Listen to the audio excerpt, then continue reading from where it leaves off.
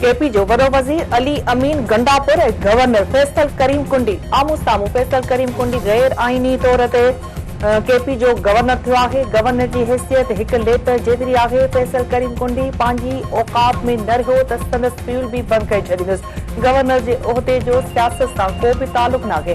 Governor सियासी ॻाल्हि ॿोल बंदि न कई त मुंहुं तोड़ जवाब ॾींदुसि। अली अमीन गंडापुर केपी जो वॾो वज़ीर गवर्नर राज न पर गवर्नर जी ज़ात खां ॾिनल आहे। अली अमीन गंडापुर जहिड़नि माण्हुनि खे मुंहुं ॾियणु ॼाणा थो। गवर्नर हाउस ते कब्ज़े जी धमकी न ॾिनी वञे। गवर्नर हाउस ते कब्ज़ो करे ॾेखार तोखे रोडनि ते घिलंदुसि। तूं पंहिंजे भाउ खे जेल मां ॿाहिरि नथो कढी सघे। जेकॾहिं काउंड जी भञ कड़ी कई त तोखे बि जेल हवाले कंदुसि। फैसल करीम कुंडी गवर्नर जो उहिदो ताहात न हूंदो आहे। सिंध जे गवर्नर जी तब्दीली बाबति वज़ीर आज़म शहबाज शरीफ खां सवाल करणु घुर्जे। एमक्यूएम सां स्टैंडिंग कमेटीअ जी चेयरमैनी बाबति ॻाल्हियूं हली रहियूं आहिनि। कराची में गैर कानूनी हाइड्रेंट्स आहिनि पर उन्हनि खे जी में घटिताई थी आहे। समूरा गैर कानूनी हाइड्रेंट्स बंदि थींदा। सूबाई वज़ीर सईद गॾी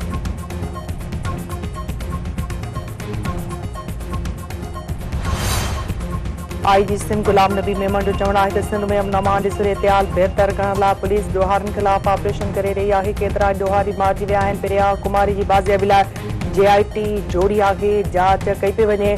ॾोहारी पुलिस खे दबाव में आणण लाइ मुख़बिन जूं वीडियो वायरल कनि था पर पुलिस कंहिं बि दबाव में न ईंदी। फातिमा फर्डो केस अदालत में ॿुधणी हेठि आहे। जेकॾहिं संदसि वारसनि खे सिक्योरिटी जी ज़रूरत पई त ॾिनी वेंदी। अॻूणे सलाहकार बाबल भरो जे पुट खे आज़ादु करण जो पुलिस मथां इल्ज़ाम हंयो वियो आहे। जेकॾहिं ईअं हुजे हा त पुलिस उहे हथियार या माण्हू मंज़र आम ते छो आणे हा। पुलिस जी बहितर कम खे साराहियो नथो वञे। मंशियात विकिरो कंदड़नि ख़िलाफ़ कार्रवाई कई पई वञे। मंशियात जे कुधे कम में मुलविस पुलिस ऑफिसरनि ऐं अहलकारनि खे बख़्श न कयो वेंदो। कराची अंदरि स्ट्रीट क्राइम जनवरी ऐं फेबरवरी जी भेट में घटि आहे। कराची पुलिस जी मुक़ररी में देरि थी आहे। जल्द सुठो ऑफिसर मुक़ररु कयो वेंदो।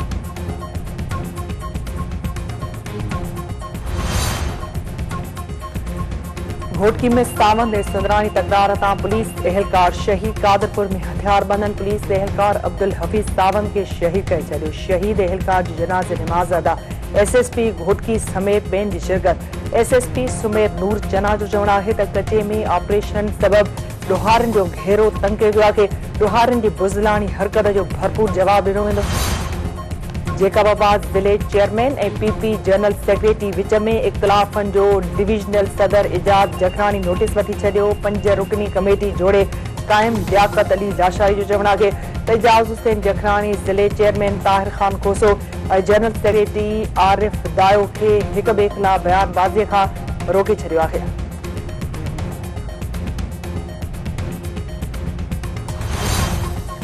कराची जे इलाइक़े बहरान टाउन में हथियारबंदनि जी फायरिंग। हिकु ॼणो क़तल। हथियारबंदनि स्टेट एजेंट खे गोलियूं हणी क़तल करे छॾियो। कराची पुलिस चीफ इमरान याकूब मामले जो नोटिस वरितो। DIG खां रिपोर्ट तलब।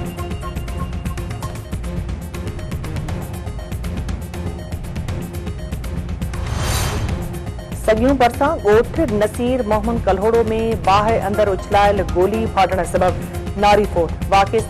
वाक़े बाद घर में कोहराम अची वियो। इलाइक़े में माहौल सोगा।